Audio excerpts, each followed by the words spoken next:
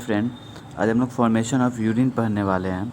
और इससे पहले की टॉपिक पे हम लोगों ने नेफ्रॉन को कंप्लीट किया था, पीसीटी को किया था, और कलेक्टिंग डक्ट पढ़ा था, वाफा रेक्टा पढ़ा था, और उसके बाद लूप ऑफ एनले पढ़ा था। अगर आपको देखना है तो पीछे वाले वीडियो में आप जाके देख सकते हैं। अगर वो आप देख कर इस वीडियो को देखते हैं तो आपको इस वीडियो काफ़ी समझ में आएगा। मैं आपको प्रॉमिस करता हूँ, अगर ये वीडियो पूरा देखते हैं तो आपको एनफैटिक फॉर्मेशन ऑफ यूरिन के जितने भी टाइप है, पार्ट्स हैं, वो सारी चीज़ आपको अच्छे से समझ में आ जाएंगे और आपको कोई भी दिक्कत नहीं होगा। मैं इस वीडियो को 2 पार्ट में बनाऊँगा। पहले पार्ट में मैं ग्लोमेरुलर अल्ट्राफिल्ट्रेशन को कवर करूँगा क्योंकि ये बड़ा टॉपिक है। फिर लास्ट में 2 पार्ट को बाद में दूसरे वीडियो में मैं बनाऊँगा। मैं आपको ये बता दूँ, फॉर्मेशन ऑफ यूरिन जो होता है वो 3 स्टेप में होता है। चलिए स्टार्ट करते हैं। Formation of urine, how urine formation in nephron, nephron कैसे यूरिन को फॉर्म करता है देखते हैं। 3 स्टेप में करता है। पहला है ग्लोमेरुलर अल्ट्राफिल्ट्रेशन, ठीक है, सिलेक्टिव ट्यूबुलर रीअब्जॉर्प्शन और ट्यूबुलर सिक्रीशन, 3 पार्ट है। तो देखते हैं यूरिन में आखिर कंटेंट क्या चीज़ की होती है, सब्सटेंसेस क्या होता है। यूरिन में 2 टाइप्स ऑफ सब्सटेंसेस होते हैं।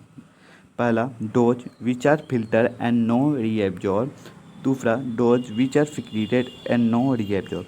इसे मैं समझाने का कोशिश करता हूँ आपको। वो सब्सटेंसेस जो कि फ़िल्टर हुआ और रीएब्जॉर्ब नहीं हुआ तो वो यूरिन के थ्रू पास आउट हो जाते हैं, ठीक। और वो सब्सटेंसेस जो आर सिक्रीट हुआ और रीएब्जॉर्ब नहीं हुआ वो भी यूरिन के थ्रू पास आउट हो जाते हैं। आपको ये याद रखना है, ग्लोमेरुलर अल्ट्राफिल्ट्रेशन और सिलेक्टिव ट्यूबुलर रीअब्जॉर्प्शन और ट्यूबुलर सिक्रेशन, ये 3 स्टेप हैं। ये आपको याद रखना है क्योंकि आपको ये बहुत इंपॉर्टेंट है। और कौन से सब्सटेंसेस यूरिन में होते हैं ये भी आपको याद रखना है। इससे आपको आगे समझने में बहुत सारे हेल्प मिलेंगे। आइए आगे देखते हैं। चलिए आगे मैं आपको बताता हूँ ग्लोमेरुलर अल्ट्राफिल्ट्रेशन किसे कहते हैं। मैं इसको आपको मतलब डिस्क्राइब करके दिखाना चाह रहा हूँ। तो पहले मैं ये बता देता हूँ, जो आफ्रेंट आर्टियोल की कैपिलरीज होते हैं उसको हम लोग ग्लोमेरुलर कैपिलरीज कहते हैं। ये मैं आपको बता चुका हूँ, ये वाली जो है, ठीक है। मैं इस पार्ट को यहाँ बनाया हूँ, ये जो नीचे वाले पार्ट दिख रहे हैं, और ये बोमेंस कैप्सूल के पार्ट को यहाँ बनाया हूँ, ये डब्बा वाले जो पार्ट आपको दिख रहे हैं। और मैं आपको समझाने के लिए ऐसा बनाया हूँ तोड़कर कि जो आपको समझ में आ जाए। ग्लोमेरुलर कैपिलरीज की जो लाइनिंग होती है जो कि स्क्वेमस एपिथेलियम की होती है, मैंने लिखा है, ये आपको याद रखना है, ये पूछे गए हैं बहुत बार। और वस्कुलर एंडोथेलियम होती है ये, ठीक है। और रेस्टिंग ऑन बेसमेंट मटेरियल में होती है, ये रेस्ट करती है बेसमेंट मटेरियल में, ओके। और फिर मैं आपको बता दूं कि ग्लोमेरुलस मेम्ब्रेन में जो भी ग्लोमेरुलस मेम्ब्रेन है उसमें यही 3 सब्सटेंसेस होते हैं। पहले लाइनिंग बाय स्क्वेमस एपिथेलियम, दूसरा वेस्कुलर एंडोथेलियम, तीसरा रेस्टिंग ऑन बेसमेंट मटेरियल। आपको याद रखना है, सबसे पहले होता है वेस्कुलर एंडोथेलियम, फिर लाइनिंग ऑफ स्क्वेमस एपिथेलियम, फिर रेस्टिंग ऑन बेसमेंट मटेरियल। इसको हम लोग ग्लोमेरुलर मेम्ब्रेन कहते हैं।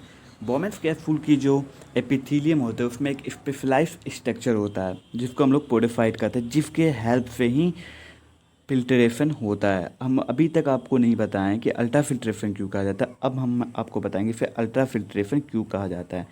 पोडोफाइट की जो फ्लीट्स होती है वो काफ़ी फाइन प्रोसेस है, मतलब कि जो चीज़ सारा की सारा चीज़ लगभग पास आउट हो ही जाती है, पर 2 चीज़ 3 चीज़ को छोड़कर मैं आपको आगे बताऊंगा किस किस के, प्रोटीन को छोड़कर, फिर ग्लूकोज को छोड़कर, और उसके बाद सेल को छोड़कर ये पास आउट हो जाते हैं सारे के सारे चीज़ पोडोफाइट।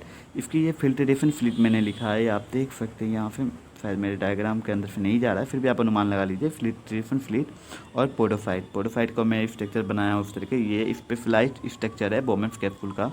आइए आगे देखते हैं। फैक्टर, जो फैक्टर प्रमोट करता है अल्ट्रा फिल्ट्रेशन को, उसको हम लोग सबसे पहले देखेंगे। तो अल्ट्रा फिल्ट्रेशन को प्रमोट करता है सबसे पहले हाइड्रोस्टैटिक प्रेशर इन आफ्रेंट आर्टियोल। मैंने आपको बताया था आफ्रेंट आर्टियोल से जब भी ब्लड आते हैं तो उसमें रिजल्टेड प्रेशर ज़्यादा होते हैं इफरेंट आर्टियोल के मुकाबले, क्योंकि जैसे भी वेसल्स टूटते जाते हैं उसके रिजल्टेड प्रेशर कम होते जाते हैं। इसको आपको याद रखना है, 50 mmHg होते हैं अप्रॉक्स, ये आपको याद रखना है, बहुत ही इंपॉर्टेंट है।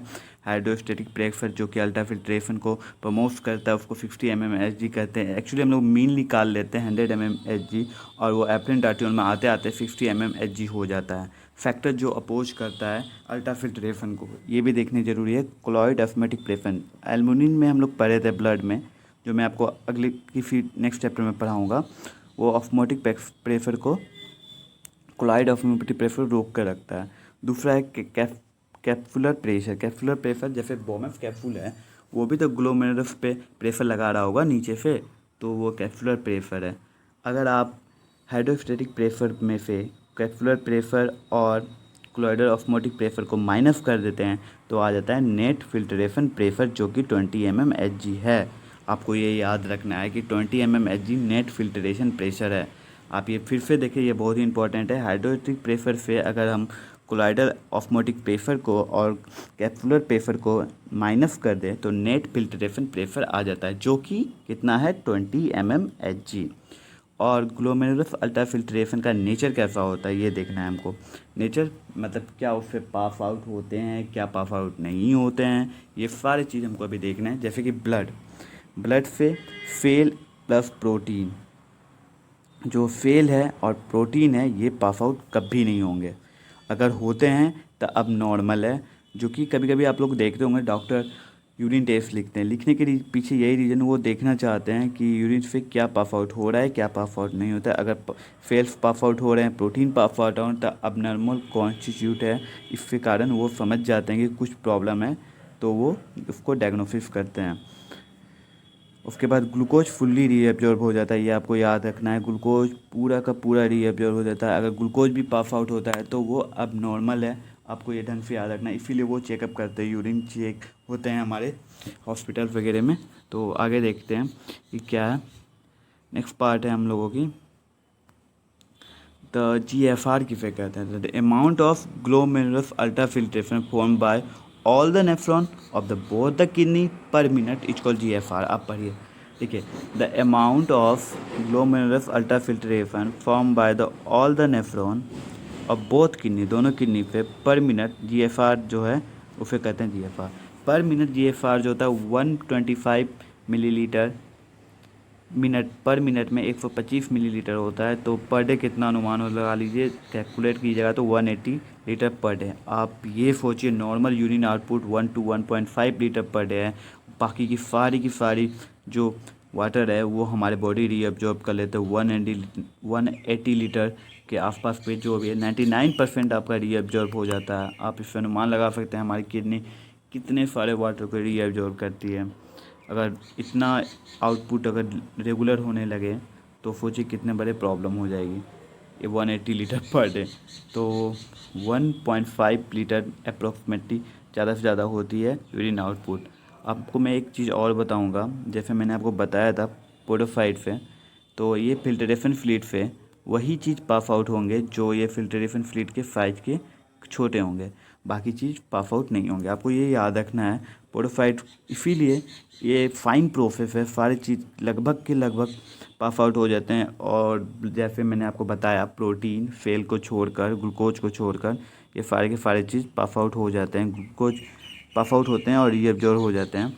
और प्रोटीन और ब्लड को छोड़कर, प्रोटीन और सेल्स को छोड़कर सारे के सारे चीज़ हो जाते हैं। तो ये फाइन प्रोसेस है, इसीलिए इसको ग्लोमेरुलस अल्ट्राफिल्ट्रेशन कहा जाता है। आपको अब समझ में आ गया होगा मैंने इसे अल्ट्राफिल्ट्रेशन क्यों कहा। अब नेक्स्ट वीडियो में हम लोग पढ़ेंगे कि नेक्स्ट पार्ट जो है ट्यूबलर सिक्रीशन और जो सिलेक्टिव सिक्रीशन है वो कैसे होता है और कैसे रीअब्जॉर्ब होता है, वो सारा पार्ट हम लोग नेक्स्ट वीडियो में करेंगे। Thank you. आशा करता हूँ कि आप इस वीडियो को लाइक करेंगे।